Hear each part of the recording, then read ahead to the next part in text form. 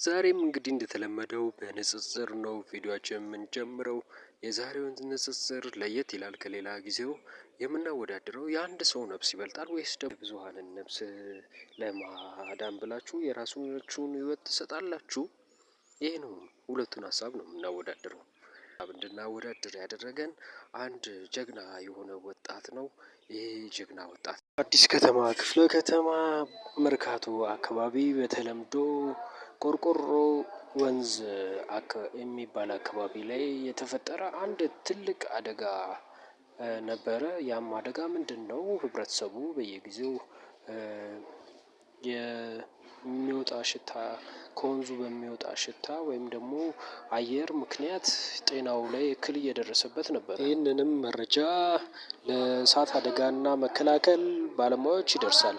ከዛም ይህንን መረጃ የተቀበሉት እሳትና ድንገተኛ አደጋ መከላከል ባለሙያዎች ውስጡ ያለውን ነገር ወንዝ ውስጥ ገብተው በማጣራት በኦክስጅን አማካኝነት የአየሩን የበከለውን ነገር በማጣራት ላይ እያሉ አንድ ትልቅ ሲሊንደር ያገኛሉ።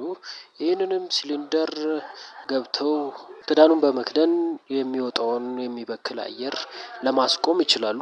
ይህንንም አየር ካስቆሙት በኋላ እንግዲህ ምንድነው ያደረጉት?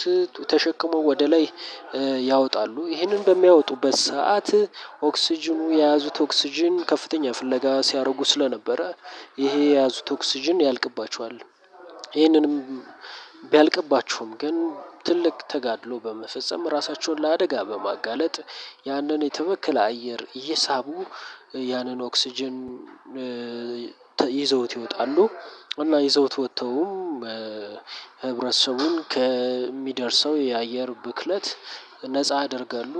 እና ያንን አየር ብክለት በዚህ አማካኝነት የደረሰው አደጋ ጤናቸውን ይጎደዋል። ሳንባቸውን እና የተለያዩ የሰውነት ክፍሎቻቸውን በክፉኛ ይጎደዋል። እናም ይሄንንም ህመም አገግመው እንግዲህ ወደ ስራቸው ዳግም ተመልሰው ህብረተሰቡን በማገልገል ላይ ይገኛሉ።